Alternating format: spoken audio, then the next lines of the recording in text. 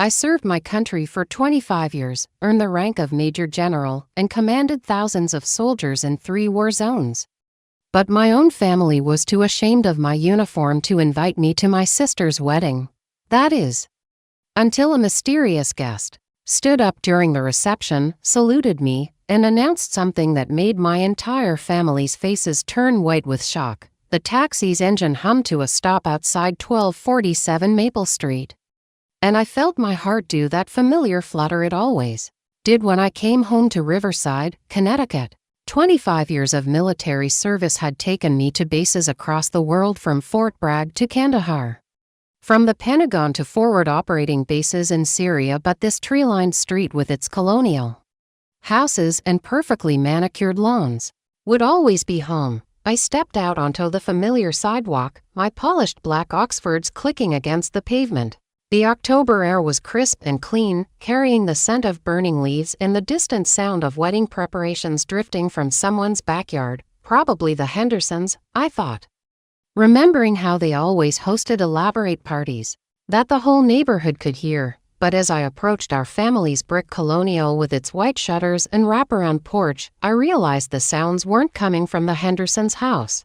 They were coming from ours. My younger sister Emma was getting married tomorrow, October 15, 2024, and I'd flown in from Fort Myron, Virginia, where I'd been stationed as Deputy Commanding General of Military District of Washington. It had taken considerable juggling of my schedule to be here. I'd postponed 3 briefings, rescheduled a meeting with the Joint Chiefs, and delegated a ceremony I was supposed to preside over to my deputy. But nothing was more important than being here for Emma's wedding. I pulled my garment bag from the taxi's trunk, feeling the weight of my dress blue uniform inside. I'd had it professionally cleaned and pressed just for this occasion. The dark blue wool with its gold braiding, the rows of ribbons representing deployments to Afghanistan, Iraq, and Syria. The silver eagle insignia of my rank, Major General Victoria Catherine Morrison, United States Army. At 37, I was one of the youngest female officers ever to achieve that rank, something that had made headlines in Army Times and earned me a brief mention in Time magazine's annual list of rising leaders.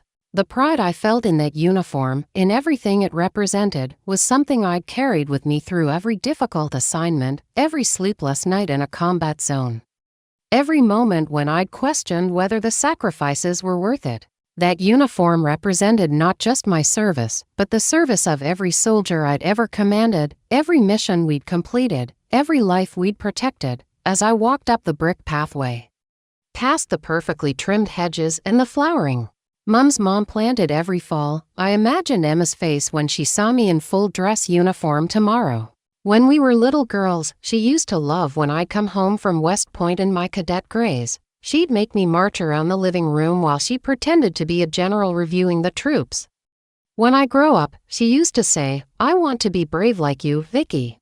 The front door was decorated with an elegant autumn wreath of orange and gold leaves, probably Mom's handiwork. I could hear voices coming from the backyard, laughter, the clink of glasses, someone giving directions about table placement. The rehearsal dinner was tomorrow night, but I knew Mom would be hosting some kind of pre-wedding gathering today. She always did that for special occasions, bringing people together to properly celebrate, as she put it. I rang the doorbell, even though I still had my key. It felt like the polite thing to do, given that I hadn't been home in almost 2 years. My last leave had been cut short when tensions escalated in the Middle East and I'd been recalled to duty. Mom answered the door before the chimes finished playing their melody. Patricia Morrison, still beautiful at 58, with her silver blonde hair styled in the same elegant bob she'd worn for the past decade. She was dressed in a cream-colored cashmere sweater and pearls, the kind of understated elegance that had always made her fit perfectly into Riverside's social circles. But when she saw me, her face didn't light up with the warm smile I remembered from childhood. Instead, her expression tightened with something I couldn't quite identify. Anxiety? Embarrassment? Fear? Victoria, she said, and her voice carried a strange formality. Not Vicky like she'd called me since I was born. Not honey or sweetheart like she used when I called from overseas, just Victoria. spoken like I was a business acquaintance rather than her daughter. "Hi, Mom," I said, shifting my garment bag to my other hand so I could hug her, but she didn't step forward for an embrace. She stayed in the doorway, her body language creating a barrier between me and the house. "You came," she said. And there was something in her tone that made it sound like an accusation rather than a welcome. I felt the first flutter of confusion in my chest. "Of course I came. It's Emma's wedding. Where else would I be?" She glanced nervously over her shoulder, toward the sound of voices and laughter coming from the backyard. We weren't sure you'd make it, with your schedule and everything." I told Emma I'd be here. I confirmed my travel arrangements 3 weeks ago. I held up the garment bag. I even brought my dress uniform. I thought Emma would want me to wear it for the ceremony. You know how she always loved seeing me in it when we were kids. The color drained from Mom's face like someone had pulled a plug. She looked at the garment bag like it contained a live grenade. "Victoria, about that?" She stepped outside onto the porch and closed the door behind her, shutting out the warmth and laughter from inside. "Maybe we should talk." The flutter in my chest turned into a full-fledged knot of dread. "Talk about what?" She wrung her hands, a nervous habit I remembered from my teenage years when she was about to deliver bad news. "The wedding it's a small, intimate affair. Very traditional. Emma has been planning this for over a year, and she's been very specific about how she wants everything to look." "Okay," I said slowly, not understanding where this was going. She felt that a military uniform might be too attention-grabbing. The words hit me like a physical slap. "Attention-grabbing? You have to understand, Victoria. This is Emma's day. She doesn't want anything to overshadow the bride and groom. A military uniform, especially with all those ribbons and decorations, it might draw focus away from Emma." I stared at my mother, trying to process what I was hearing. "Mom, are you saying I can't wear my uniform to my sister's wedding?" "It's not just the uniform, sweetheart." The endearment sounded forced, like she was trying to soften a blow she knew was coming. "Emma and David's families are very established, old Connecticut families.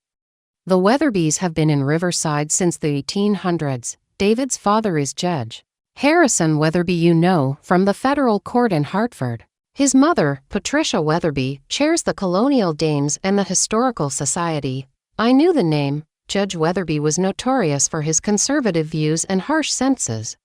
He'd been appointed to the federal bench by a president who valued law and order above all else. "These are people who value tradition, discretion, propriety," Mom continued. "Emma felt it would be better if you maybe didn't mention your military service too much.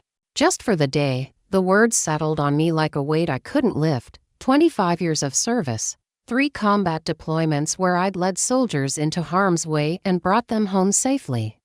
A Bronze Star with Valor for actions under enemy fire in Afghanistan. A Defense Superior Service Medal for restructuring the Army's cybersecurity protocols.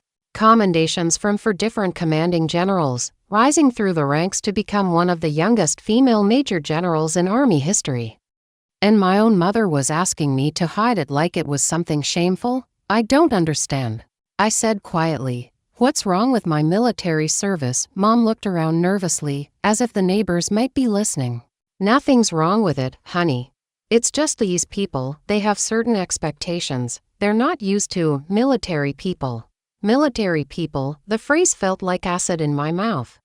You know what I mean. They think military families are different, rough around the edges, less sophisticated. Emma has worked so hard to fit into David's social circle. She's been taking etiquette classes, wine tasting courses, art history seminars. She's completely reinvented herself to be the kind of wife David's family expects.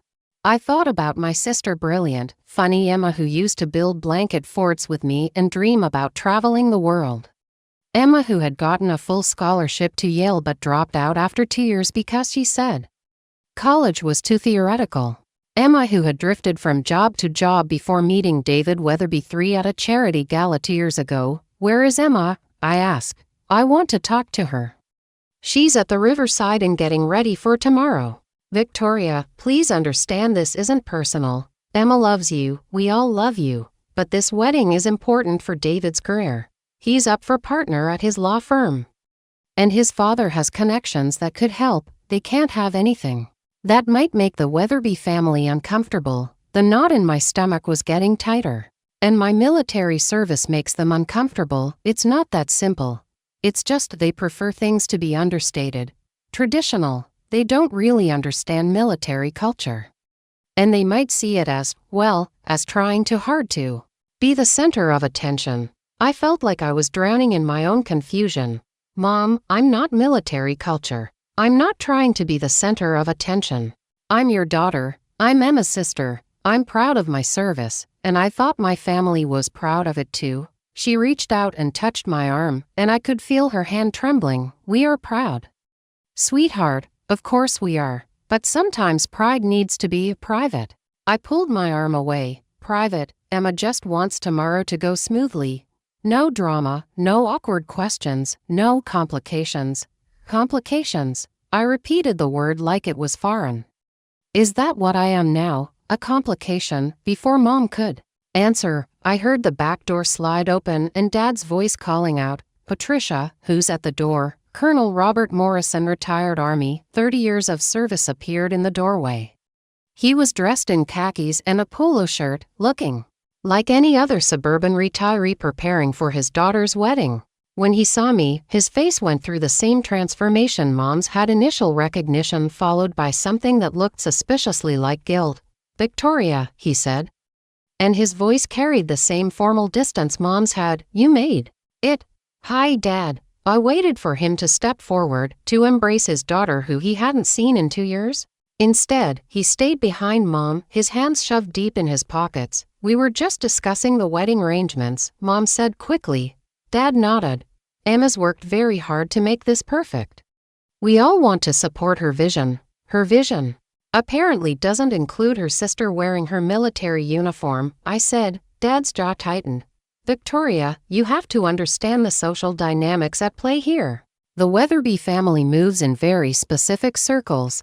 They have expectations, and those expectations don't include military families. They don't include anything that might be seen as ostentatious. Ostentatious. My 25 years of service, my rank, my decorations, all of it reduced to showing off. I pulled out my phone and called Emma's number. It rang 4 times before she answered, and when she did, her voice sounded strained. Vicky, I thought you weren't coming until tomorrow morning. I wanted to surprise you. I wanted to spend some time with the family before the chaos of tomorrow. I paused.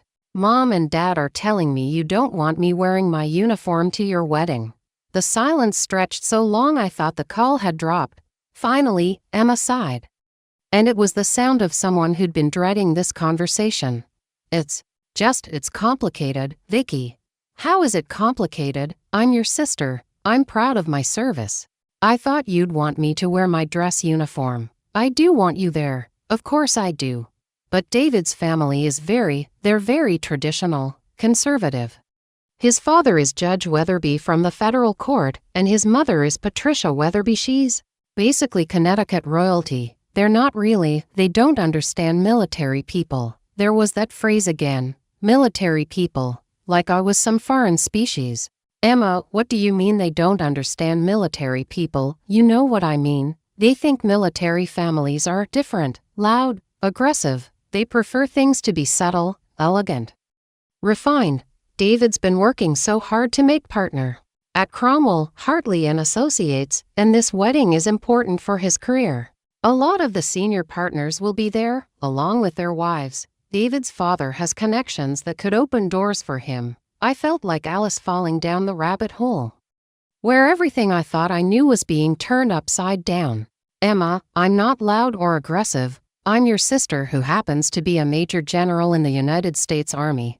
I know, and I'm proud of you, I really am. But couldn't you just wear a nice dress? Something elegant and understated, and maybe just not mention the Army stuff too much, the Army stuff. 25 years of my life reduced to stuff that should be hidden away. Emma. I'm a major general. I command thousands of soldiers. I've served in 3 combat zones. I've dedicated my entire adult life to protecting our country. And that's wonderful, really, but tomorrow isn't about your career. It's about me and David starting our life together. Can't you just be my sister for one day instead of Major General Morrison? The words cut deeper than any physical wound I'd ever receive. I am your sister. I've always been your sister. But I'm also a Major General, and I'm proud of that. I thought you were proud of it too. I am, but am I even in the wedding party? Emma, another long pause, when she spoke again. Her voice was small. We kept the wedding party small. Just David's sister Caroline as maid of honor and our cousin Jessica as a bridesmaid. Jessica, 28 years old and had never held a job for more than 6 months. Jessica, who lived off her trust fund and spent her days posting Instagram photos of her shopping trips and spa visits. Jessica, who had never done anything more challenging than choosing between Chanel and Prada. I see. Victoria, please don't be upset. You're still invited to everything. The rehearsal dinner tomorrow night, the ceremony on Saturday, the reception afterward, your family. You just maybe don't make it about you, okay? This is my day. Make it about me, as if wearing the uniform I'd earned through decades of service was somehow attention-seeking behavior. What about Dad? I asked. Is he allowed to mention his military service, or does that make the Weatherbys uncomfortable too? Dad retired 15 years ago. It's different. He's moved on. Moved on, as if my current service was something I should be ashamed of rather than proud of. Victoria, are you there? I was there, standing on the porch of my childhood home, listening to my sister tell me that everything I'd worked for, everything I'd achieved, everything I was proud of, needed to be hidden away like a dirty secret. I'm here. Promise me you won't ruin this for me. Please? This is the most important day of my life, and I need it to be perfect. I hung up without saying goodbye. Mom and Dad were watching me through the screen door, their faces carefully neutral. Behind them, I could hear the sounds of the pre-wedding gathering, continuing laughter, conversation, the clink of champagne glasses. Life going on as if this conversation hadn't just shattered something fundamental inside me. Everything okay? Dad asked, though his tone suggested he already knew the answer. She doesn't want me to wear my uniform. She doesn't want me to mention my military service. She wants me to pretend to be someone I'm not so her new in-laws won't be uncomfortable. Mom and Dad exchanged a glance. Maybe that would be for the best, Mom said quietly, for the best, as if denying my identity, my service, my achievements was somehow the right thing to do. Who's here? I asked, nodding toward the backyard sounds. Some of Emma's friends from the country club, Mom said. A few of David's colleagues. The Weatherbys couldn't make it today. They're flying in tomorrow morning, but we wanted to have a small gathering to celebrate, and you didn't think to invite me. Another uncomfortable silence. Finally, Dad spoke. We weren't sure you'd want to come. Military people, I mean, people in active service. They're usually too busy for social gatherings. Military people again. As if my father hadn't been military people for 30 years. As if I hadn't grown up in this house, attended birthday parties and barbecues and neighborhood gatherings for the first 18 years of my life. I see. I picked up my garment bag. I'll get a hotel room. Victoria, don't be dramatic, Mom said. You can stay in your old room. No, I don't think I can. I don't think Major General Morrison is welcome in this house. I turned and walked back down the brick pathway, my heels clicking on the pavement with military precision. Behind me, I heard Mom call out, Victoria, wait, but I didn't turn around. The taxi driver was still sitting at the curb, reading something on his phone. He looked up when I approached. Change of plans, I said. Can you take me to a hotel? Sure thing, General, he said, and I realized he'd recognized my rank from the military transport I'd taken to the airport. Everything okay? Everything's fine, I lied. He drove me to the Marriott downtown, about 10 minutes from my family's house. As we pulled up to the hotel entrance, he turned around to face me. Mom, if you don't mind me saying, whatever's going on, don't let anyone make you ashamed of that uniform. My son's a Marine, and I know what it takes to earn those stars on your shoulders. I tipped him generously. The hotel room was generic but comfortable, king bed, desk. View of downtown Riverside's modest skyline. I hung my dress uniform in the closet and stared at it for a long moment. The dark blue wool, the gold braiding, the ribbons representing years of service and sacrifice. The silver eagles on the shoulders that marked me as one of the Army senior leaders. I thought about the first time I'd put on a military uniform, the gray wool of a West Point cadet, standing in front of the mirror in my dorm room at 17.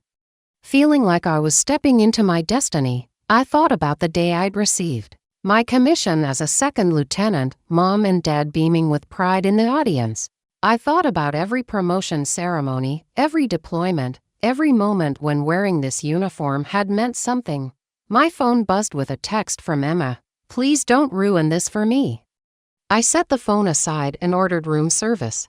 As I ate dinner alone, watching the sun set over the Connecticut hills, I tried to understand how I'd become the villain in my own family story.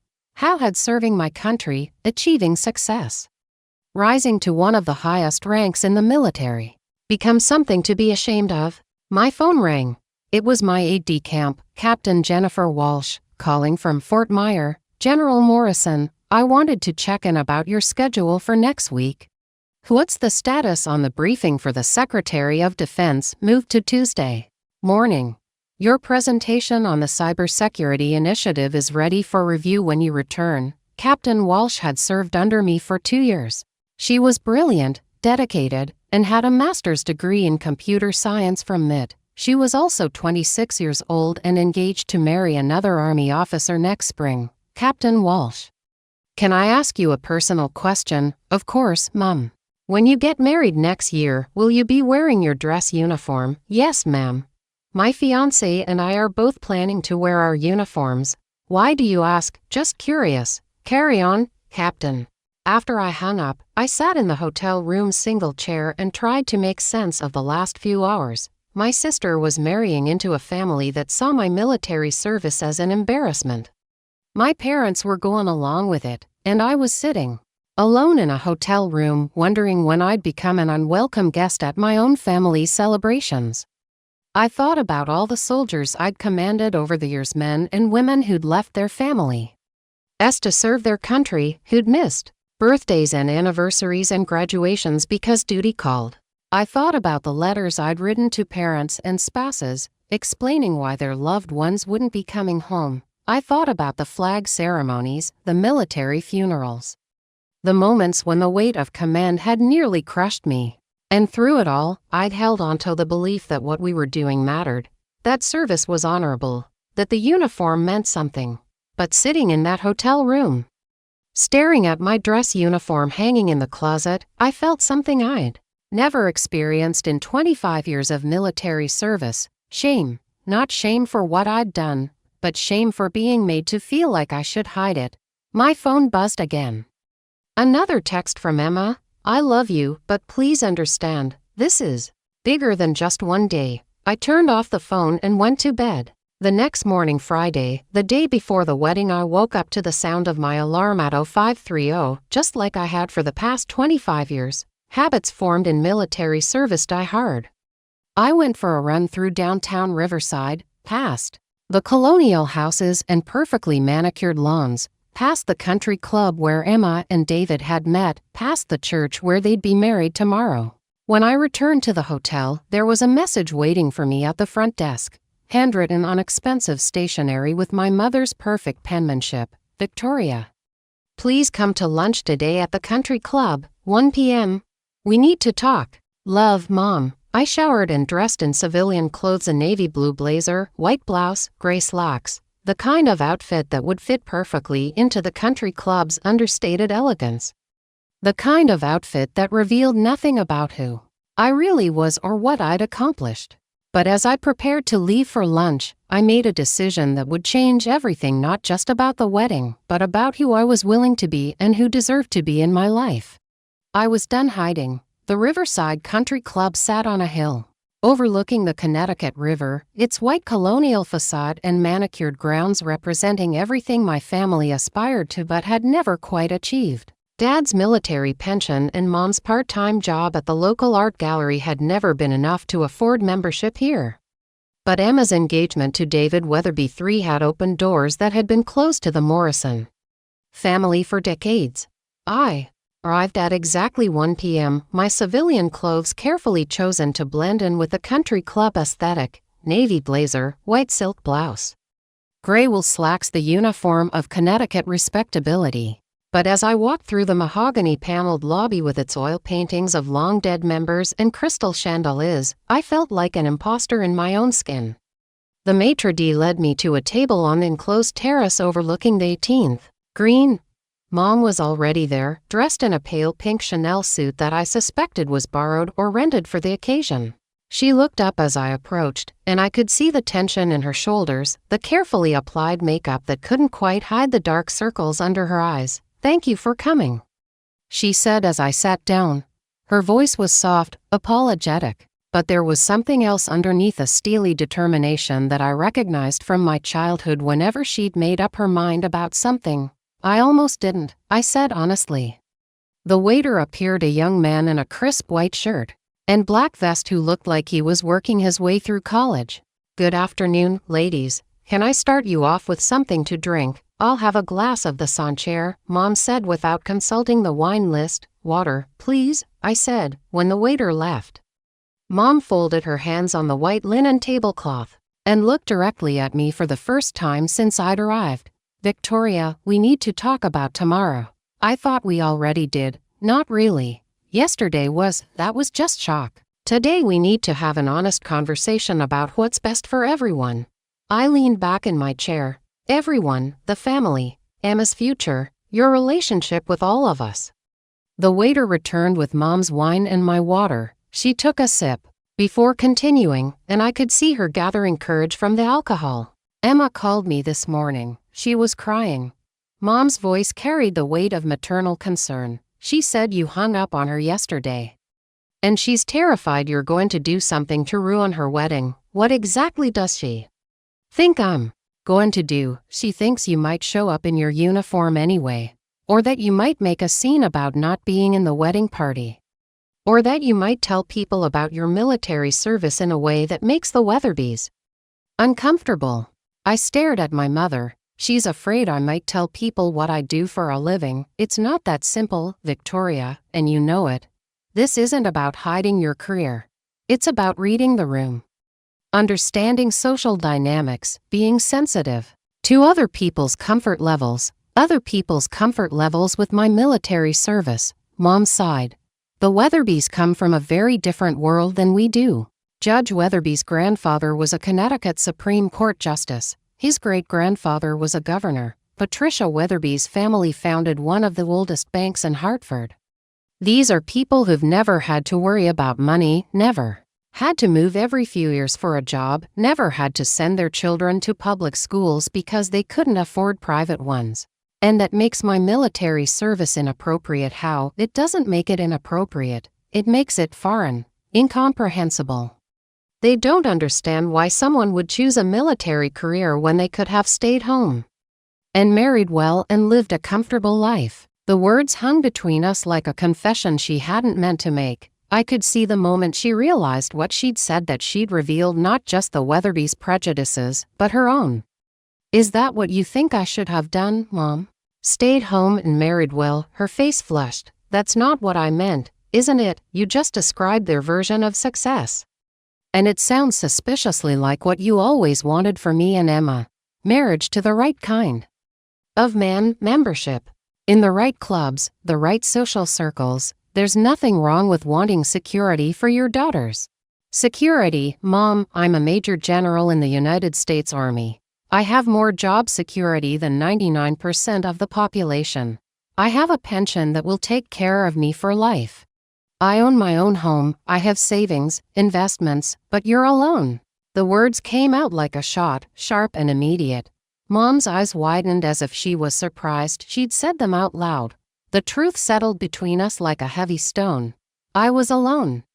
37 years old, never married, no children, no serious relationship that had survived the demands of military life. And in my mother's world, professional success meant nothing if you didn't have a husband and children to validate it. "I'm alone by choice," I said quietly. "Are you, really?" Or are you alone because you chose a career that made it impossible to have a normal life?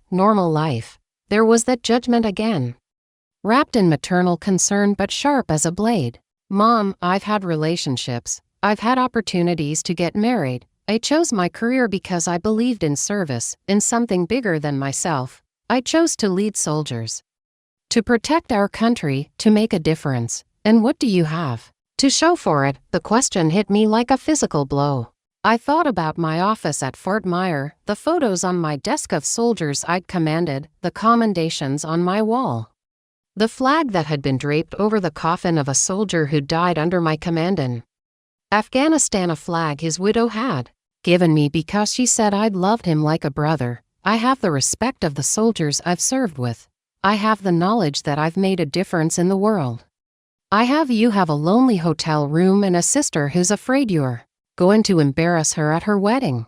The cruelty of it took my breath away. This was my mother, the woman who had raised me, who had cheered at my high school graduation, who had cried with pride when I received my commission at West Point, and now she was reducing my entire career, my entire life, to loneliness and embarrassment. I reached for my water glass with a shaking hand. Is that really what you think of me? Mom's expression softened slightly. Victoria, I think you're an extraordinary woman who's achieved incredible things, but I also think you've paid a price for those achievements that maybe you don't even recognize. What price? You don't know how to be part of a family anymore. You don't know how to put other people's needs ahead of your own. You don't know how to be anything other than Major General Morrison. I felt tears prick at my eyes, but I refused to let them fall. I'm here, aren't I? I rearranged my entire schedule to be here for Emma's wedding. I flew across the country because I wanted to be part of this family celebration, but you wanted to be part of it on your terms. In your uniform, with your rank, making sure everyone knew about your achievements. I wanted to be part of it as myself, as who I am, but who you are makes other people uncomfortable, Victoria. And sometimes, if you love someone, you make compromises. The waiter appeared again, pad in hand. Are you ladies ready to order? Mom ordered the salmon salad. I ordered the chicken sandwich, though I'd lost my appetite completely. When we were alone again, Mom leaned forward. Emma asked me to give you this. She reached into her purse and pulled out an envelope with my name written in Emma's familiar handwriting. I opened it and found a photograph, the two of us at Emma's college graduation, our arms around each other, both of us laughing at something Dad had said while taking the picture. Emma was wearing her cap and gown. I was in my dress uniform. I'd been promoted to lieutenant colonel just a few months before and was still getting used to the silver oak leaves on my shoulders. On the back of the photo, Emma had written, "This is how I want to remember us, not as strangers fighting about a wedding, but as sisters who love each other. Please don't let tomorrow change that. Love, Em." I stared at the photo for a long moment. I remembered that day clearly. Emma had been so proud to graduate. Even though she'd changed her major 3 times and taken an extra year to finish. I'd been proud of her too, proud that she'd stuck with it despite the challenges, and she'd been proud of my promotion, insisting that everyone at the graduation party meet my sister, the lieutenant colonel. "She loves you," Mom said softly, "but she's scared." Scared of what? Scared that you're going to make tomorrow about your career instead of about her marriage. Scared that the Weatherbys are going to judge her family and find us lacking. Scared that David is going to realize he's marrying beneath his social class. I looked up from the photograph. And you think those are reasonable fears? Mom was quiet for a moment, twirling the stem of her wine glass between her fingers. I think Emma has worked very hard to build a life with David. She's taken etiquette classes, learned about wine and art and classical music. She's tried to become the kind of woman who fits into his world, and I don't fit into his world. Not as Major General Morrison, no. But as Emma's sister Victoria, who happens to work for the government and prefers not to talk about it. Maybe work for the government. As if commanding thousands of soldiers and briefing the Joint Chiefs of Staff was equivalent to processing paperwork at the DMV. Our food arrived, and we ate in uncomfortable silence for several minutes. The salmon looked perfect. The chicken sandwich was probably delicious, but everything tasted like cardboard in my mouth. Finally, Mom spoke again. Your father wants to talk to you, does he? Because yesterday he acted like he barely recognized me. He's conflicted, Victoria. He's proud of your achievements, but he also understands the position Emma is in. He knows what it's like to be the outsider trying to fit into a world that doesn't always welcome military families. Dad spent 30 years in the Army. He retired as a full colonel. How is he an outsider? Because he's been retired for 15 years, and he's learned how to be a civilian. He's learned how to talk about other things, how to be Robert Morrison the retiree instead of Colonel Morrison the soldier. And you think I should learn the same thing? I think you should consider whether being Major General Morrison all the time is worth losing your relationship with your family. The words hung in the air like an ultimatum. Choose your career or choose your family, as if the two were mutually exclusive, as if loving my sister meant denying everything I'd worked for. I put down my fork. Mom, can I ask you something? When I was growing up, you used to tell me I could be anything I wanted to be. You used to say that women of my generation had opportunities that you never had. That I should reach for the stars and never let anyone tell me I wasn't good enough. I remember. Did you mean it? She looked uncomfortable. Of course I meant it. Then why are you asking me to pretend to be less than I am? I'm not asking you to be less. I'm asking you to be quieter about it. Same thing, Mom finished her wine and signaled the waiter for another glass. Victoria, you have to understand something about the world Emma is marrying into. These people, they don't appreciate what they see as showing off. They prefer understatement, subtlety. They assume that truly successful people don't need to advertise their achievements. So wearing my dress uniform to my sister's wedding is showing off to them, yes, because they don't understand that for military people, the uniform is about honor and tradition, not about displaying achievements. They see all those ribbons and medals and they think you're trying to impress them. And God forbid I should impress them. God forbid you should make them think Emma's family is trying too hard. I stared at my mother across the white linen tablecloth, this woman who had raised me to be strong and independent and ambitious, who was now asking me to hide those very qualities to make strangers comfortable. What if I refuse? I asked. Mom's second glass of wine arrived, and she took a generous sip before answering. Then Emma will never forgive you, and neither will your father. And you'll spend the rest of your life explaining to people why you chose your pride over your family. My pride, that's what you think this is about, isn't it? You've worked so hard to achieve your rank, to earn those medals, to become Major General Morrison. And now someone is asking you to set that aside for one day, and you can't do it. I felt something crack open inside my chest, a wound I didn't even know was there. Mom, do you have any idea what I've sacrificed for my career? Tell me. I've missed every family Christmas for the past 8 years because I was deployed or had critical duties. I've missed your birthday, Dad's birthday, Emma's graduations, family reunions. I've been shot at, bombed, threatened. I've held dying soldiers in my arms and written letters to their families. I've made decisions that kept people alive and decisions that got people killed. Mom's face had gone pale, but I couldn't stop. I've slept in tents and bunkers and barracks for months at a time. I've eaten MREs and drunk water that tasted like chlorine and showered in facilities that barely qualified as functional. I've worked 18-hour days, 7 days a week, for months at a time. I've been responsible for budgets in the hundreds of millions of dollars and equipment worth billions. Victoria. I've briefed presidents and senators and foreign ministers. I've testified before Congress. I've been trusted with classified information that could affect national security. I've commanded soldiers in combat, brought them home safe, watched them receive medals for valor that they earned under my leadership. My voice was rising, and I could see other diners glancing our way, but I didn't care. And through all of that, all the sacrifice, all the danger, all the responsibility, I held on to the belief that what I was doing mattered, that service was honorable, that my family was proud of me. Even if they didn't always understand the demands of military life. Mom reached across the table and touched my hand. We are proud. I pulled my hand away. No, you're not. You're embarrassed. You're ashamed.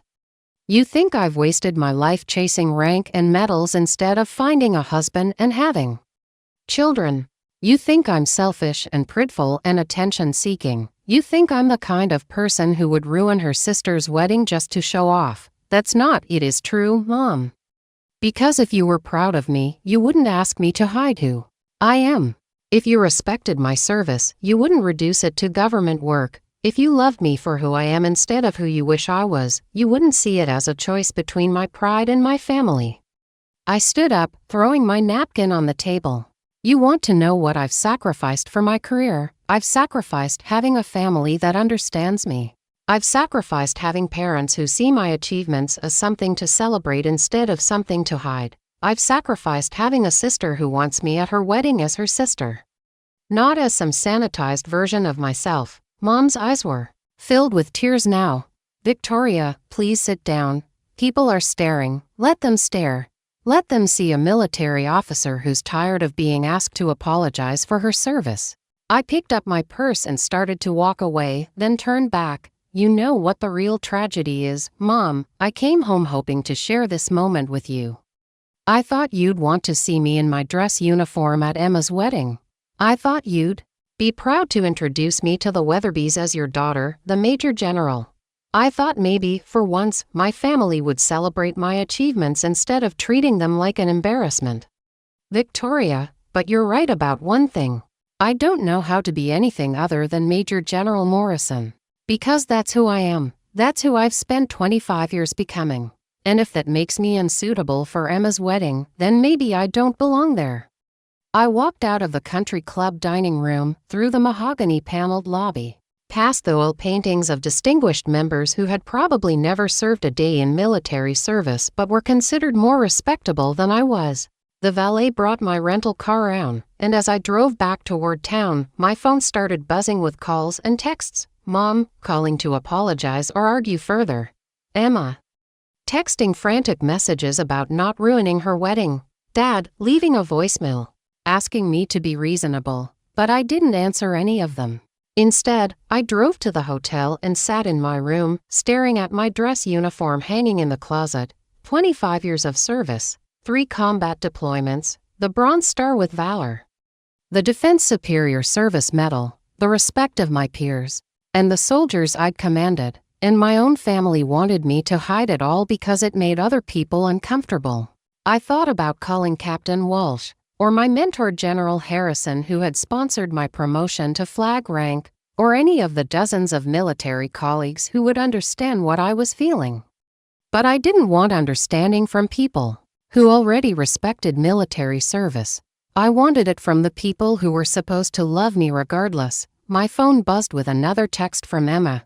Please don't hate me. I love you, but I need you to understand. This is the most important day of my life. I stared at the message for a long time before typing back. It used to be the most important day of mine too. That evening, I ordered room service again and tried to focus on work emails from Fort Myer, but I couldn't concentrate. Every few minutes, my phone would buzz with another message from a family member, each one more desperate than the last. Dad, Victoria, your mother is upset. Come home so we can talk about this like adults. Mom, I said things badly at lunch. I didn't mean to hurt you. Please call me. Emma, the rehearsal dinner is tomorrow night. Please tell me you'll be there. Please tell me you won't wear your uniform. That last message broke something inside me. My sister's wedding rehearsal dinner, and she was more worried about what I might wear than whether I'd be there at all. I turned off my phone and went to bed early, but sleep didn't come. I lay in the dark hotel room, listening to the sounds of traffic on the street below, thinking about the choice that had been laid out for me so clearly. My family or my identity. My sister's comfort or my own integrity. Their acceptance or my self-respect. In all my years of military service, I'd never faced a decision this painful. In combat, the choices were clear: protect your soldiers, complete the mission, follow orders. But this wasn't combat. This was family, and the rules were different.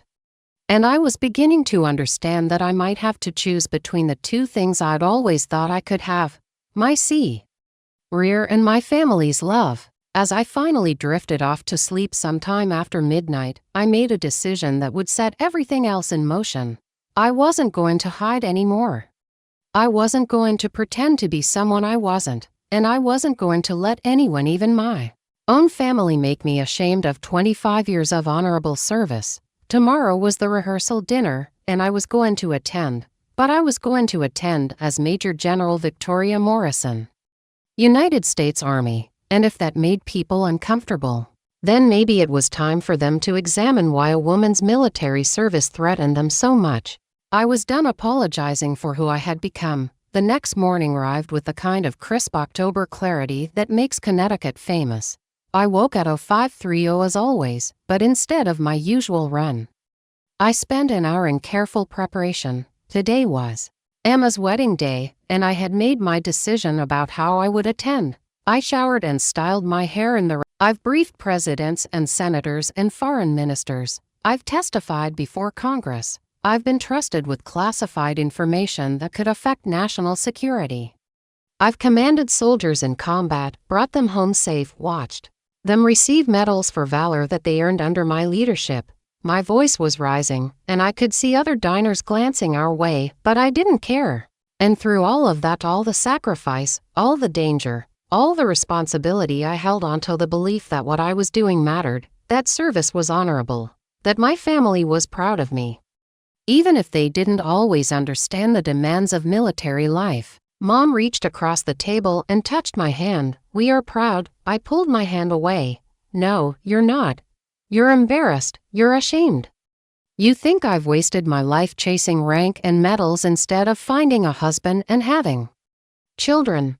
You think I'm selfish and prideful and attention-seeking. You think I'm the kind of person who would ruin her sister's wedding just to show off. That's not it is true, Mom. Because if you were proud of me, you wouldn't ask me to hide who I am.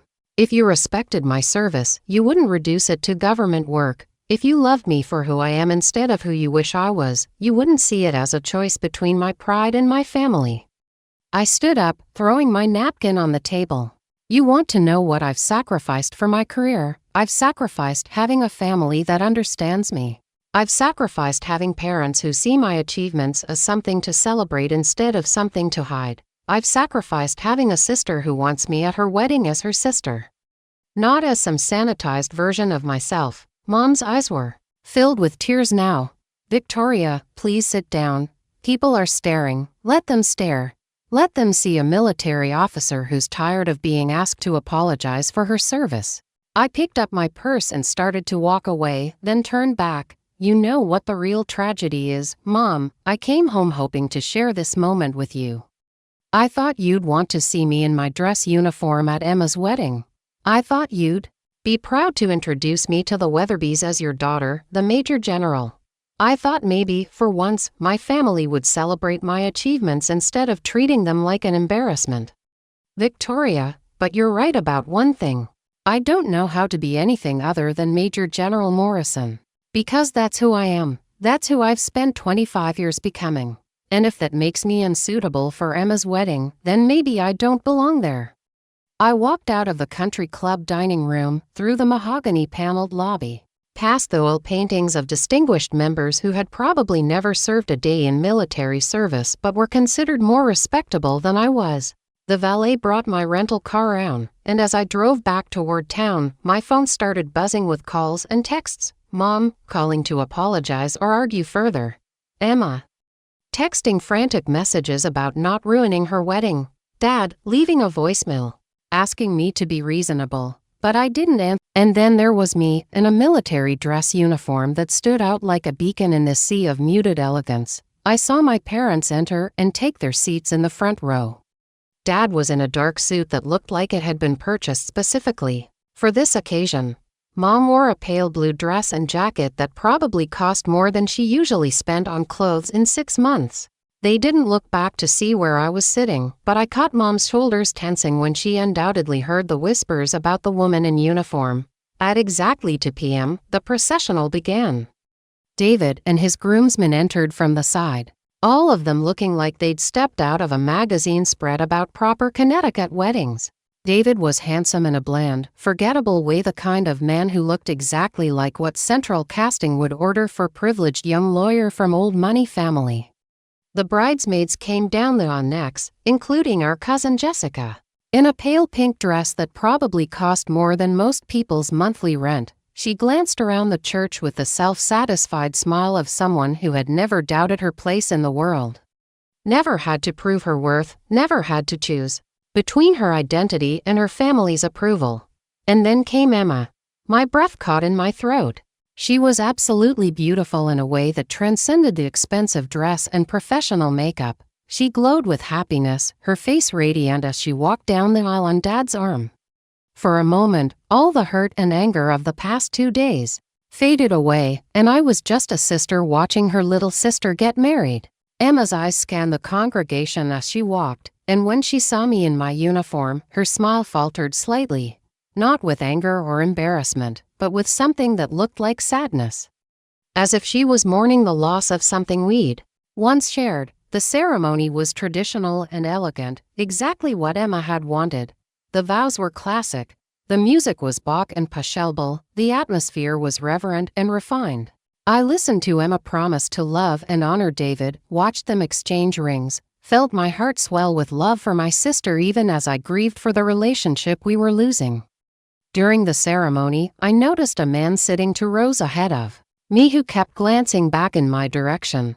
He was older, probably in his 60s, with silver hair and the bearing of someone accustomed to command. He wore his civilian suit with military precision, and something about him seemed familiar, though I couldn't place where I might have met him.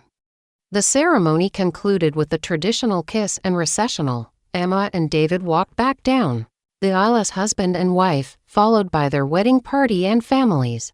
As my parents passed my row, Mom's eyes met mine briefly, and I saw a mixture of sadness and resignation in her expression. Dad didn't look at me at all.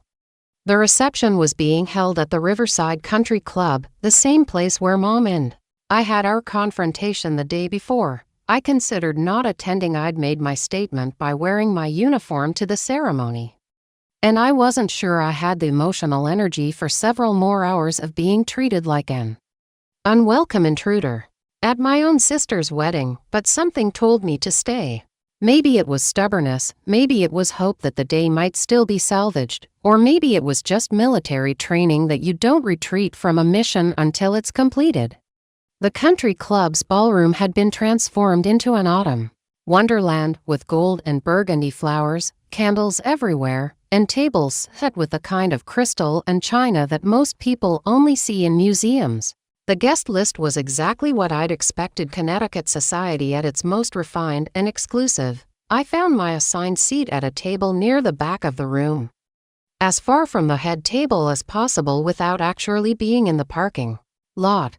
My tablemates were people I didn't recognize, David's colleagues from his law firm and their spouses, all of whom seemed pleasant enough but clearly had no idea what to make of the woman in military dress uniform sitting among them. "I'm sorry," said the woman sitting next to me, a blonde in her 40s wearing diamonds that probably cost more than my annual salary. "I don't think we've met. Are you with the bride's family or the groom's?" "I'm Emma's sister," I said simply. Her eyes widened slightly as she processed this information. "Oh, I'm Sarah Cromwell. My husband James is a partner at David's firm." "It's so nice to meet you." Emma mentioned she had a sister who worked for the government. The sanitized version of my career that Emma had apparently shared with David's social circle. "I'm Major General Victoria Morrison, United States Army," I said, extending my hand. Sarah's smile became slightly fixed. "Oh my, a general. How impressive." The conversation died there, and I could see Sarah whispering to her husband, undoubtedly sharing the shocking news that the bride's sister was not only military, but high-ranking military who had the audacity to wear her uniform to the wedding. Dinner was served, an excellent meal that I barely tasted because I was too busy watching the social dynamics play out around me. The Weatherby family held court at the head table. Judge Harrison Weatherby looking every inch the federal judge, with his silver hair and stern expression. His wife Patricia was elegant in the way that only comes from generational wealth and careful breeding. They spoke to my parents politely but coolly. The kind of social courtesy that maintained appearances, while making clear the boundaries of acceptance. Emma looked radiant but tense, her eyes occasionally finding me across the room with an expression I couldn't quite read. David seemed oblivious to any family drama, basking in the attention and congratulations of his social circle. It was during the father-daughter dance that things began to shift. Dad had always been a good dancer, a skill left over from his days as a young officer when military balls were still common social events. He waltzed with Emma with the same precision he'd once brought to military ceremonies, and I could see the pride in his face as he looked down at his younger daughter. But when the song ended and the DJ invited other family members to join the dancing, something unexpected happened. The older man I'd noticed during the ceremony approached my table, up close. I could see he was definitely former military. The haircut, the posture, the way he carried himself all screamed retired officer. He stopped in front of my chair and, to my complete shock, came to attention and rendered a perfect military salute. "Major General Morrison," he said in a voice that carried across the suddenly quiet ballroom. "Lieutenant General Charles Hawthorne, retired. It is an honor to meet you, Mum." The ballroom fell completely silent. Every conversation stopped, every head turned toward our table. I could see Emma freeze on the dance floor, David's mouth fall open, Judge and Mrs. Weatherby stare in shock. I stood and returned the salute, then extended my hand. "The honor is mine, General Hawthorne. I didn't expect to see you here. I'm Patricia Weatherby's brother," he said. And I could see the family resemblance now, the same patrician features, the same bearing. "I've been following your career for several years, General Morrison. Your work restructuring the Army's cybersecurity protocols was brilliant. The briefing you gave to the Joint Chiefs on emerging cyber threats was required reading for my staff. Before I retired, I could hear gasps from around the room. Someone, I think it was Sarah Cromwell, whispered, "She briefed the Joint Chiefs." General Hawthorne wasn't finished. "I also want to thank you personally for your service in Afghanistan. I was commanding CENTCOM when you were leading Task Force Phoenix. The intelligence operation you ran in Kandahar province saved dozens of American lives." The silence in the ballroom was deafening. I was aware of every eye in the room focused on us, but suddenly I didn't care about the social awkwardness or the family politics. I was talking to a fellow officer who understood what service meant. "Thank you, sir. That means a great deal coming from you. Would you honor me with a dance, General?" I think it's time this room learned what real American heroism looks like. He offered his arm, and I took it. As we walked to the dance floor, I could see my family's faces in my peripheral vision. Mom looked shocked, Dad looked stunned, and Emma looked like she might cry. But it was Judge Weatherby's face that I focused on. The stern federal judge who had apparently been worried about his family's reputation being tainted by association with military people was staring at his brother-in-law dancing with me like he was seeing a ghost. As we began to waltz, General Hawthorne spoke quietly so only I could hear. "I should probably mention that I recommended you for your promotion to Major General." And then there was me, in a military dress uniform that stood out like a beacon in this sea of muted elegance. I saw my parents enter and take their seats in the front row. Dad was in a dark suit that looked like it had been purchased specifically for this occasion. Mom wore a pale blue dress and jacket that probably cost more than she usually spent on clothes in 6 months.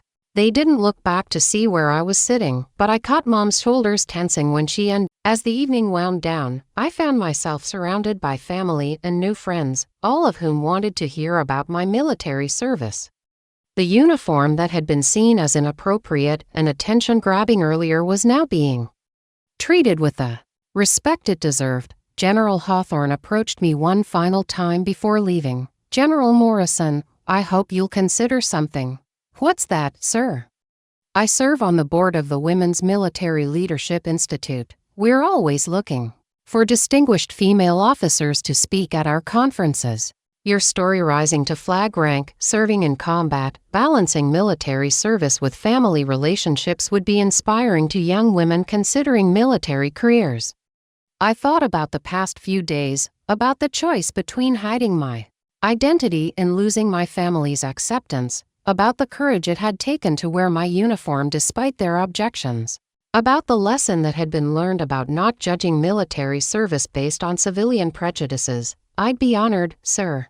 As the reception ended and guests began to leave, I found myself standing with my family, Mom, Dad, and Emma in her wedding dress for what felt like the first time in years. "I'm proud of you," Dad said quietly. "Not just for your service, but for standing up for yourself these past few days. I should have done that. I should have told the Weatherbys from the beginning about your achievements instead of letting them make assumptions." "I'm proud of you too," Mom added. "And I'm sorry I asked you to hide who you are. I was so worried about fitting into their world that I forgot what really matters, having a daughter who's made a difference in the world. What really matters," I said, "is that we're family.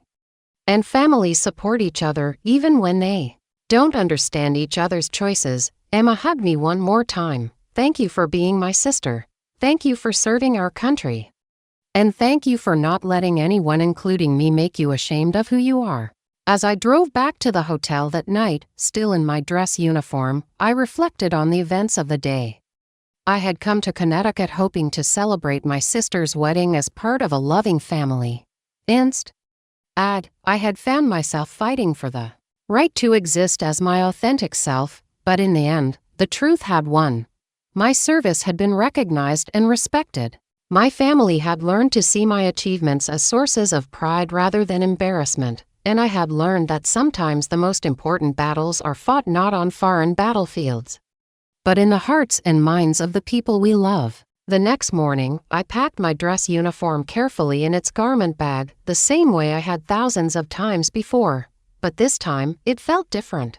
This time, it felt like a symbol not just of my service to my country, but of my commitment to being exactly who I had earned the right to be. Major General Victoria Morrison, United States Army. Distinguished officer, combat veteran, cybersecurity expert, and proud sister of the bride. As I boarded my flight back to Fort Myer, I smiled thinking about the story Emma would tell her children someday about the wedding where their aunt showed up in her Army uniform and taught everyone in the room what real honor looks like. Some battles are won with weapons and strategy. Others are won with courage and authenticity. And sometimes, the most important victory is simply refusing to apologize for being exactly who you are.